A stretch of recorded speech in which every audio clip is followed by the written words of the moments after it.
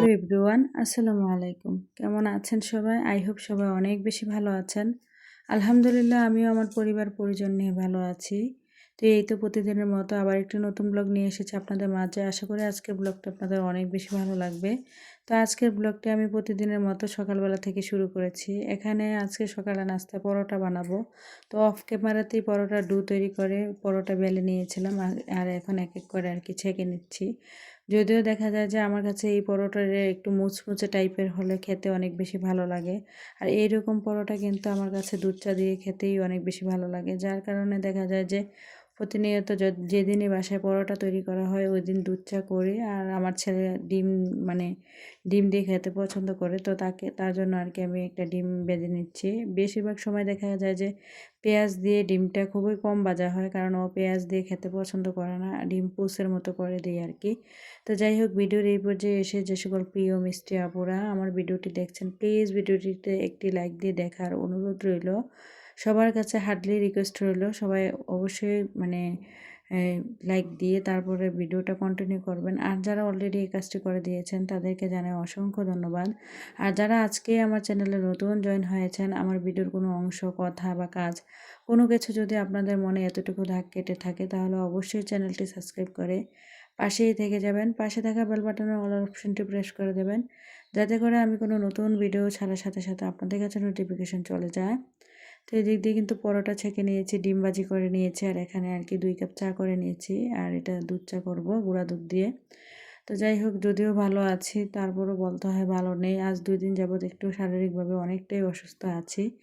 একদম pressure low হয়ে আছে, মানে কোনো কাজ করতেও ইচ্ছে করে না, বা যে একটা ভিডিও তৈরি করব বা ভিডিওতে ভয়েস দেব, অনেক বেশি কষ্ট হচ্ছে আজকের ভিডিওতে ভয়েস দিতে।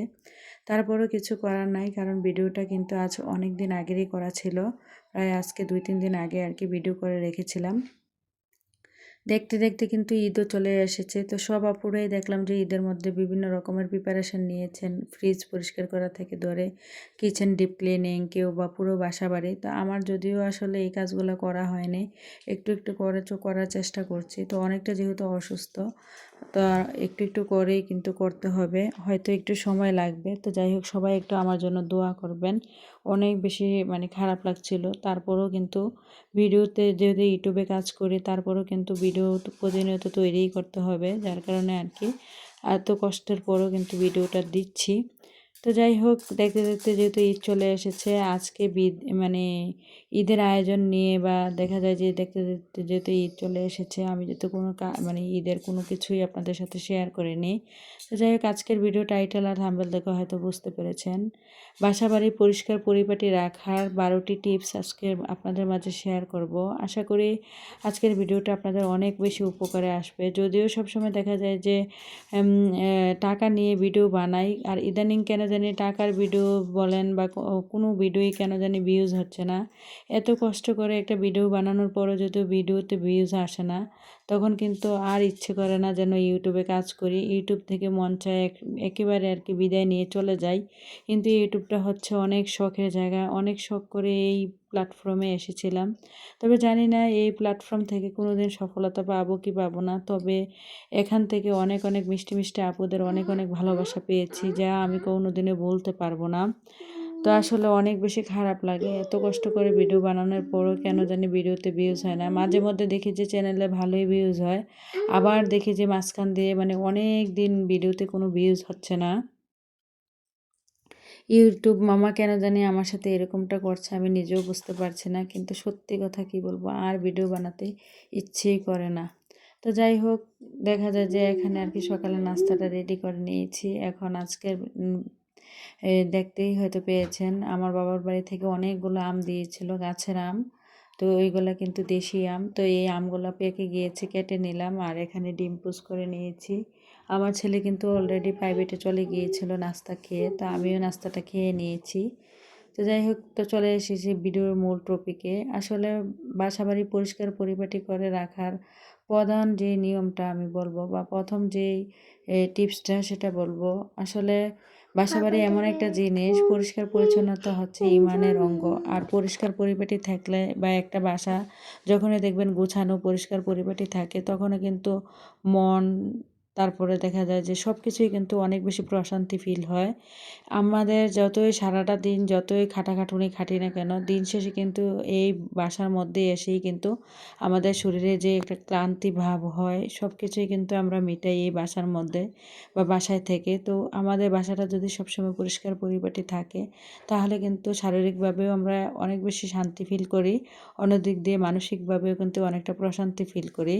আর পরিষ্কার পরিপাটি থাকতে আমি মনে করি সবাই অনেক বেশি পছন্দ করেন। আমার যে সকল মিষ্টি আপুরা সবসময় মানে ইউটিউবে ভিডিওতে কাজ করেন বা ভিডিও বানান, সবাইকেই দেখি অনেক বেশি পরিষ্কার পরিচ্ছন্ন আর পরিপাটি। তো যাই হোক, তো ভিডিওর মূল টপিকে চলে আসি। প্রধান যে টিপসটা সেটা হলো, বাসাবাড়ি পরিষ্কার পরিচ্ছন্ন রাখতে হলে প্রথমত সবসময় আপনাকে প্রতি সপ্তাহে যদি বাসার ঝুল পরিষ্কার করতে না পারেন, মাসে অন্ততপক্ষে ১৫ দিন পরে পরে হলেও একবার হলেও ঝুল ঝেড়ে নেবেন। আর যদি ১৫ দিনেও সম্ভব না হয়, মাসে একবার হলেও মানে বাসার সব ঝুল পরিষ্কার করবেন। তারপর দ্বিতীয় যে টিপসটা সেটা হচ্ছে, এই যে দেখতে পাচ্ছেন ফ্যান, আমি কিন্তু আমার বাসার সব ঝুলগুলো আর কি ঝেড়ে নিয়েছিলাম। তারপরে ফ্যান পরিষ্কার করতে চলে এসেছি। আর আমি প্রতি মাসে একবার করে হলেও চেষ্টা করি ফ্যানটা পরিষ্কার করতে। আসলে প্রতি মাসে যদি একবার আপনি ফ্যানটা পরিষ্কার রাখেন, তাহলে দেখবেন ঘরটা কিন্তু দেখতে অনেক বেশি সুন্দর লাগে। একটা ঘরের ফ্যানও কিন্তু সৌন্দর্যের কারণ হতে পারে। তো ফ্যানটা যদি পরিষ্কার পরিচ্ছন্ন থাকে, দেখতে কিন্তু বাসাটাও পরিপাটি বা গোছানো বা পরিষ্কার মনে হয়। ৩ নাম্বার যে টিপসটা, যাদের বাচ্চা আছে তারা তো দেখা যায় যে ২-৩ দিন পরে পরেই কিন্তু বেডশিট চেঞ্জ করতে হয়। তো আমার যেহেতু বাচ্চা মানে আমার শুধু মেয়েটাই বেশিরভাগ বাসায় থাকে, আর আমার ছেলেরা কিন্তু সারাদিন বেশিরভাগ সময় কিন্তু বাহিরেই থাকে। আমার এক ছেলে তো মাদ্রাসায় পড়ে, আরেক ছেলে তো স্কুলে থাকে। তো মেয়েটা যেহেতু থাকে, তো আমার মেয়েটা মাশাআল্লাহ অনেকটাই লক্ষ্মী। মানে দেখা যায় যে বাসা বাড়ি এত বেশি নোংরা করে না বা অপরিষ্কার করে না। যার কারণে আমি সবসময় চেষ্টা করি প্রতি সপ্তাহে ১ দিন আর কি আমার বাসার যত বেডশিট আছে সব কিছু চেঞ্জ করার জন্য। আর বেডশিট চেঞ্জ থাকলে দেখবেন আমাদের কিন্তু বিভিন্ন বাচ্চাদেরকেও বা নিজেরাও কিন্তু বিভিন্ন রকমের রোগ ব্যাধি থেকে আমরা কিন্তু মানে অনেকটাই দূরে থাকতে পারি। তো সবসময় কিন্তু চেষ্টা করবেন বাসার যে বেডশিটটা সবসময় পরিষ্কার পরিচ্ছন্ন রাখার জন্য। কারণ বেডশিট থেকেও কিন্তু আমাদের অনেক বেশি রোগ জীবাণু আক্রমণ করে বাচ্চাদের বা বড়দের। তো যাই হোক, তো চলে আসি ৪ নাম্বার যে টিপসটা। দেখেন আমি কিন্তু এই যে আমাদের যাদের বাসায় আর কি গ্লাসের জিনিসপত্র আছে, তারা সবসময় চেষ্টা করবেন প্রতি সপ্তাহে একবার হলো ক্লিনজার দিয়ে গ্লাসগুলো আর কি পরিষ্কার পরিচ্ছন্ন করে রাখার জন্য। আর এতে করে কিন্তু গ্লাসগুলো দেখতে অনেক বেশি পরিষ্কার বা স্বচ্ছ থাকে, বা দেখা যায় যে এই যে ওয়াল ক্যাবিনেটের জিনিসগুলো কিন্তু অনেকটা ভালো দেখায় বা সুন্দর দেখায়। তো ঘরের সৌন্দর্য রক্ষার্থে কিন্তু আমরা সবসময় মানে এভাবে গ্লাস ক্লিনার দিয়ে গ্লাসের বা ড্রেসিং টেবিলের গ্লাস বা বেসিংয়ের গ্লাস বা এই যে ওয়াল ক্যাবিনেটের গ্লাস, এগুলো কিন্তু চাইলে আমরা পরিষ্কার পরিচ্ছন্ন রাখতে পারি। তো আমি সবসময় চেষ্টা করি, প্রতিদিন পারি না, প্রতি সপ্তাহে একবার হলো কিন্তু ক্লিনজার দিয়ে আমার এই ওয়াল ক্যাবিনেটের গ্লাসগুলো আর কি পরিষ্কার পরিচ্ছন্ন করে রাখার জন্য। তারপর ৫ নম্বরে যে টিপসটা সেটা হলো, সবার বাসায় কিন্তু কম বেশি যে আমরা যে ফার্নিচার রং করি, ওই ফার্নিচার রং করা যে ব্রাশগুলো থাকে, এরকম ব্রাশ দিয়ে চাইলে আমাদের বাসা যাদের ফার্নিচারগুলো নকশা অনেক বেশি মানে গর্জিয়াস বা নকশাযুক্ত কাজযুক্ত, তো চাইলে এরকম কাঠের ফার্নিচারগুলোর এই ধুলোবালি পরিষ্কার করতে এরকম একটা ব্রাশ ব্যবহার করতে পারি। আর এই ব্রাশের সাহায্যে কিন্তু সব নকশার যত ধুলোবালি আছে সব কিছু কিন্তু পরিষ্কার করে ফেলতে পারি। আর প্রতিদিন না পারেন প্রতি সপ্তাহে একবার হোক বা প্রতি ১৫ দিনের পর পর হলো, কিন্তু সবসময় চেষ্টা করবেন ফার্নিচারের সব ধুলাবালি পরিষ্কার পরিচ্ছন্ন রাখার জন্য। এতে করে কিন্তু ফার্নিচারটা অনেক বেশি মানে চকচকে ভাব দেখা যায় বা নতুনের মতো আর কি থাকে। তো আমি কিন্তু সবসময় চেষ্টা করি প্রতি সপ্তাহে একবার হলেও কিন্তু আমার পুরো বাসার যত ফার্নিচার আছে সব কিছু ধুলাবালিগুলো পরিষ্কার পরিচ্ছন্ন রাখতে।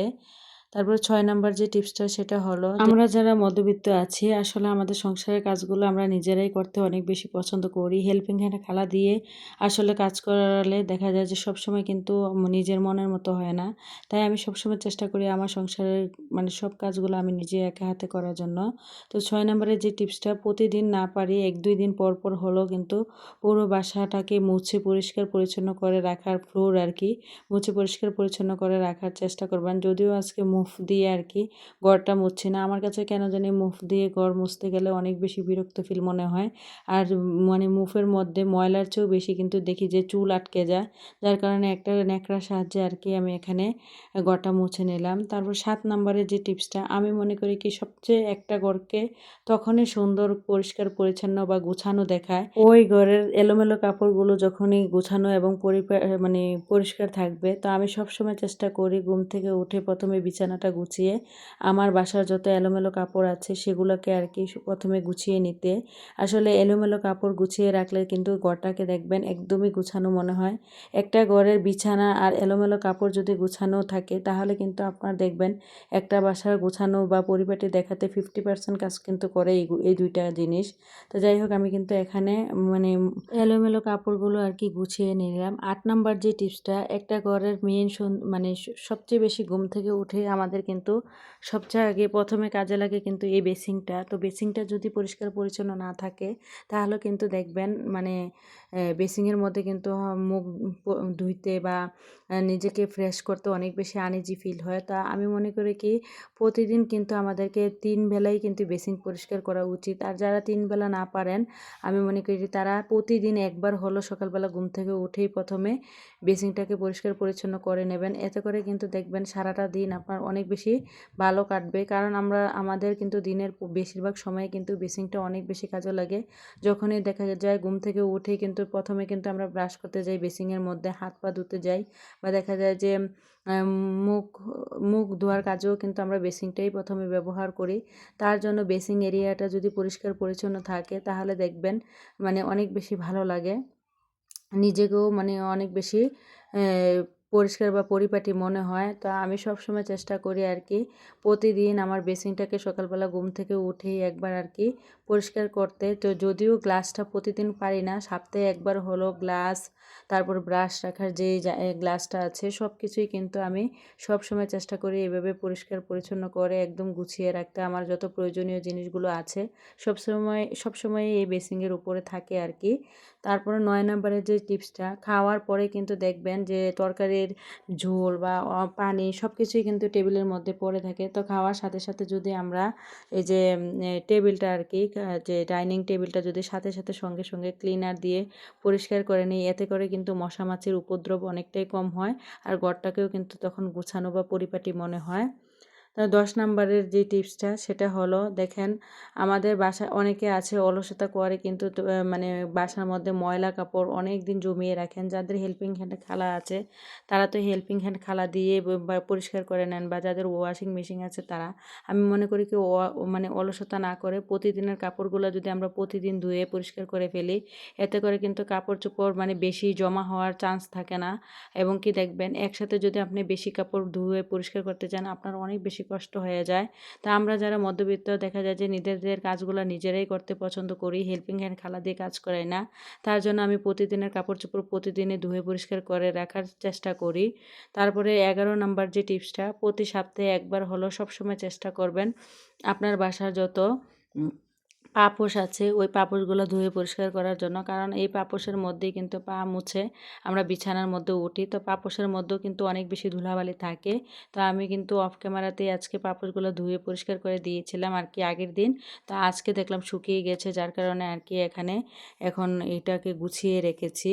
তারপরে ১২ নাম্বার যে টিপসটা সেটা হলো, সব সময় চেষ্টা করবেন প্রতিদিন একবার করে হলো ওয়াশরুম আর কি পরিষ্কার পরিচ্ছন্ন করে রাখার জন্য। যদি হারপিক দিয়ে হালকাভাবে পারেন হালকাভাবেও ওয়াশরুম আর কি সবসময় পরিষ্কার পরিচ্ছন্ন করে রাখার চেষ্টা করবেন। এতে করেও কিন্তু মানে বাসাটা বা দেখা যায় যে সব কিছুই কিন্তু পরিষ্কার পরিচ্ছন্ন থাকে। তো যাই হোক, আপনাদের সাথে ১২টা টিপস শেয়ার করে কিন্তু চলে এসেছিলাম দুপুরে রান্নাবান্না করার জন্য। এরই মাঝে যখনই দুপুরে রান্না করতে গিয়েছিলাম দেখলাম যে বাহিরে অনেক বেশি ঝড় বৃষ্টি মানে আসবে এরকম একটা অবস্থা, অনেক বেশি বাতাস আর আকাশে একদম মেঘ কালো হয়ে এসেছে, কারেন্টও কিন্তু চলে গিয়েছিল।